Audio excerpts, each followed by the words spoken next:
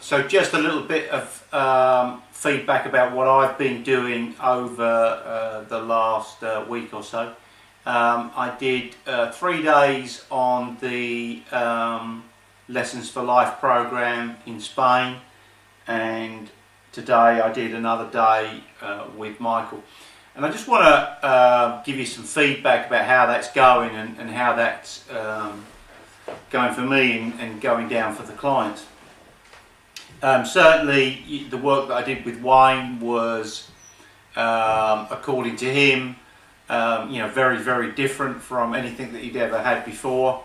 The format undoubtedly works. The remuneration for me is more than adequate, as well as with a lifestyle, and also the advantages that the client has is overwhelming. We're really beginning to kick in with the V1 Pro, which you can only use with the V1 branded academy. And again, I'm only really beginning to touch the edge of what you can do with that. But as I begin to use it and begin to explore it, its capacity is fantastic. And today, so much of the information I've put down, using the recording, using the live recording, and then mailed out to the client straight away, so that information is there immediately. The time that I get to spend with the client is incredible, and today especially there was a huge amount with Michael that that I also needed to see in action on the golf course to know what to do right. So there was a lot of things, there was a lot of decisions, a lot of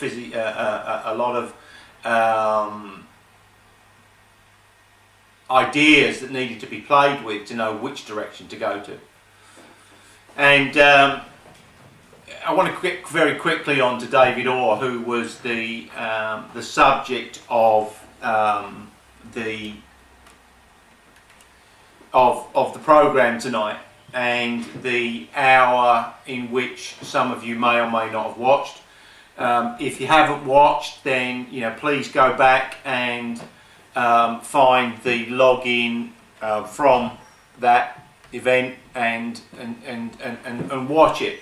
It's not entirely necessary, but the point is that we want to open up feedback channels to find out what other people think.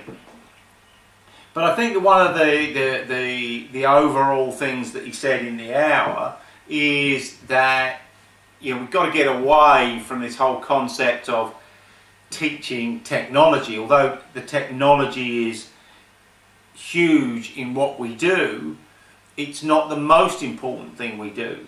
The most important thing is to influence our client.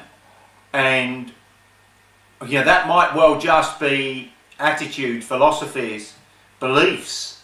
That's all we need to look at. So again, today we had a case in question where we were looking at Michael's lack of distance as a fundamental drawback to going down from 10 to 4.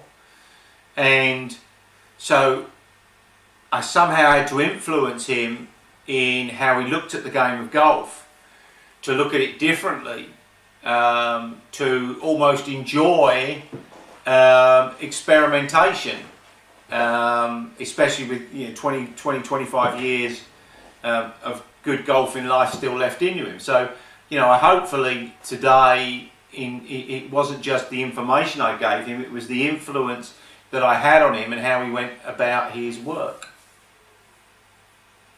So when we talk about David Orr is a major authority as a putting coach. He's learned off a lot of good people. He's been in the golfing machine, Mac O'Grady camps. He's worked with one of Britain's most famous putting coaches. He's got affiliations on the tour. especially with Justin Rose is probably he's one of his major clients. He's got a lot of influence with the PGA, obviously, and so he works a lot of systems. So he's got the Sand Putting Lab, he's got the 6 Degrees of Freedom, and probably a couple of others. Interestingly enough, he says that he doesn't necessarily depend on them, which I think again is something I warm to. I think that he's very much along the ideas that we have, and again a very, very practical approach to what he did.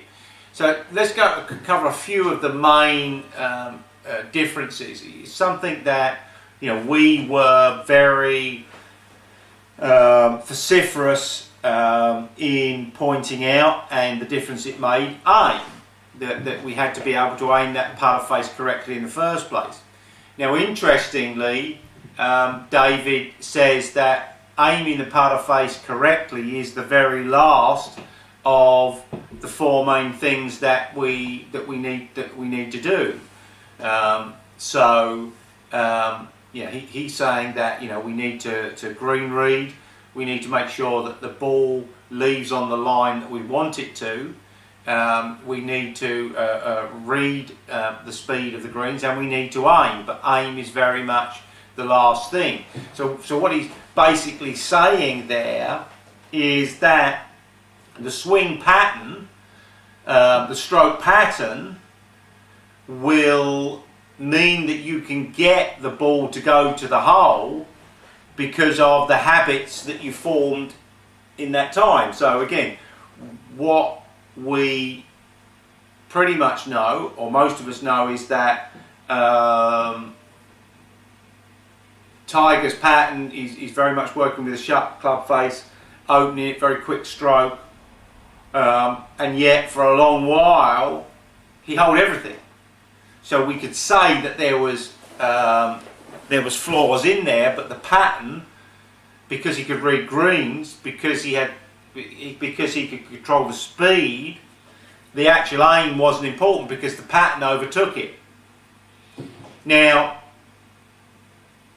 I don't think he's trying to lessen the importance of that aim, but I think that what he's saying is that as long as that's probably a degree either way, it's not going to make a huge difference to the whole thing. Now, I think that I want to put a proviso on everything that I'm going to tell you now, in that for the most part, David is working with the better players.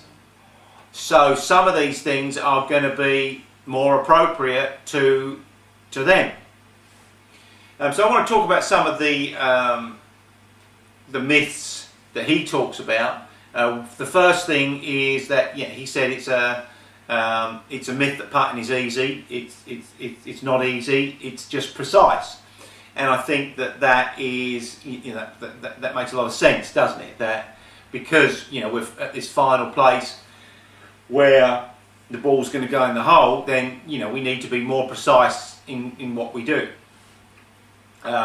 He says that when asked the question, does he teach straight back, straight through, or does he teach the arc method? He says no. I teach people to hold more putts, and I really like that. I certainly, when he talks about the straight back, straight through, we know the advantages of straight back, straight through, as suggested by Peltz, and demonstrated by keeping club path and club face aligned. Then that's going to increase the ability of the ball to come off square, or increase the ability of the ball to come off on line. However, the manipulations of all of the joints, of all of the muscles, of all of the movements, the amount that you have to manipulate everything to achieve that is just a bet that you would never place. It just would probably demand just so many millions of repetitions that it's not worth it. But he goes on further to say that the pendulum is a kind of a myth anyway. because the pendulum isn't free flowing. It's not like, you know, that we've got this point here and it free flows. It's still controlled by muscles and joints. And, you know, as we've talked about before, you know, muscles and joints never, ever, ever, ever, ever perform exactly the same. They perform a very, very similar pattern, but it's almost impossible that they could ever fire off exactly the same way. It's just as near as possible.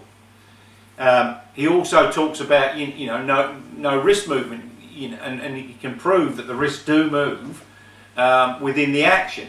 So again, I think that, you know, all we're trying to do is either limit wrist action or make sure that wrist action isn't opening and closing the face above and beyond the pattern and above and beyond the normal. So in other words, if they move 1 degree, 2 degree on every single stroke, that's consistent, therefore there's a stroke pattern, therefore that's something that's repeatable and worthwhile sticking to. So again, I think the biggest single thing that makes sense to me that David said was that, one, we need to be able to read greens first. If we can't read greens, if we can't know where we want the ball to go, then there's little or no point in even bothering in the first place. So to know aim point back to front would be absolutely essential. But it goes on much further than that, in that, you know, we've all seen these putting drills that, you know, the clock face and from 3 foot and you have to do it 100 times. But there's not a lot of real learning in there for the unconscious mind unless we put in slope. And then we start to discover, you know, how much we have to aim left or right to get it to go in. Now, some of these, again, aim point, I bought this system off aim point, and this helps us with the stimp on the green. So we can set these at different angles, at different speeds, to find out how much that increases. But if you just do it there, if you do your round the clock, but, you know, on the side of the hill, you'll also see huge changes in your stroke patterns, and huge changes in the speed and effect. You'll discover how, you know, your particular stroke reacts to a particular slope compared to what it should.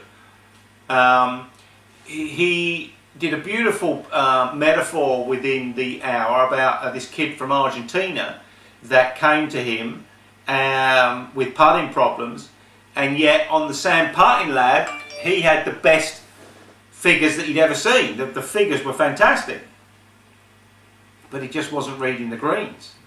He just couldn't deal with slope. And remember, you know, in America we've got, you know, Bermuda, bent, you know, there's many other types of grass that, you know, affect things that go on. You have to know all of those. So again, it's far more about that practice that is going to get you to discover all about the speed and all about how far left and right you're going to have to aim compared to, you know, how much it's downhill, uphill, side hill, and so on and so forth.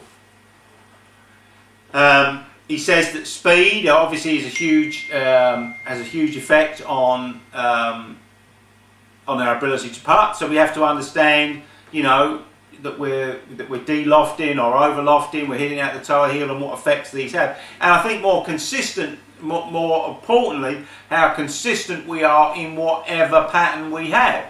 So if we're always de-lofting, then at least that's consistent. If we're always lofting, then at least that's consistent. We might want to look at that at a later date, whether that's useful or not. But again, I think that until we hit it out the centre of the putter, then we're never going to be consistent in what we do. Another really interesting thing that he said was about the best performing putter. So he's got this thing about there's too much visual stuff going on. And yeah, he almost thinks that you should aim that blade intuitively compared to your stroke pattern. And I haven't got too much of a problem with that. in the hands of a practiced individual. I think that it's slightly more dangerous in the hands of an unpracticed individual. I think that if the putter aim is poor, if the line aim is poor, then that can make a very inconsistent stroke can be born out of that. So I think that only if we get a consistent stroke that performs in the same way can we go to the type of putt that he's suggesting, which is in actual fact a bullseye. So the plain old bullseye, they're saying, is the most effective putter at being aimed because it has no markings on it. So the eye can't misconstrue, it can't misaim. So again, I did some work with Jim out in Spain while I was out there on his putting, and what we noticed was that first of all he couldn't aim the putter face in the right direction. Secondly, he couldn't aim to an intermediate target. Thirdly, he couldn't aim to the line on the ball, even if one was drawn on there. Now, to some degree, we understand that because you're looking at one line that's on a ball and it's curved, and one line that's on the putter which is straight. And so we made him aware of it, and as soon as he became aware and attuned to it, then he could aim it. And as he started to do that, then the blade began to be moved far more consistently, and he was far more consistent in and out the middle of the club. So I think that, whereas I agree with David, I also think that just bringing people aware of what they're doing and what it's actually doing, at least then, opens up their mind.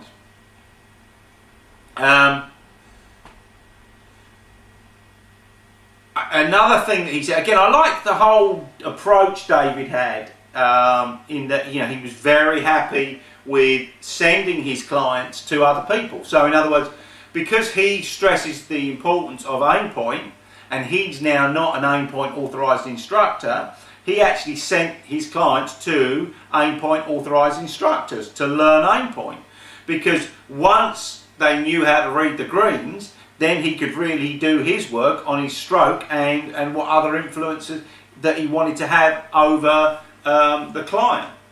And obviously those influences, as far as his experience of working with tour players, could be very profound and very effective.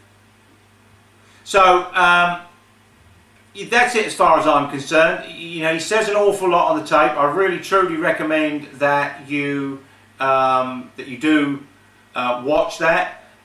If you've got any questions, you can post them on email to me. As some of you know, I'm off to Woodall Spa tomorrow with Keith Renton from the World Golf Teaching Federation to spend 3 days with Kendall McQuaid and the Intrinsic Golf people. I might be reporting that on a daily basis, but certainly at the end of the week we'll be talking about that. Just one thing, David Orr's got what's called the Flat Stick Academy, which is a fee-paying academy that you can join. It's mostly at this moment in time occupied by coaches, and he'll give live lessons, and live lessons are one of those things that is in great demand at the moment for coaches to watch. So again, I'm going to be publishing a few more of my live lessons so you can see what I do. But yeah, if you want to learn more about David, join the Flat Stick Academy. Pay the money for a few months and see what you learn, see what you get out of it, and then bring it back to us. Thank you as always for listening, and I look forward to hearing from you all soon. So have a good night, and we'll talk very soon. Thank you.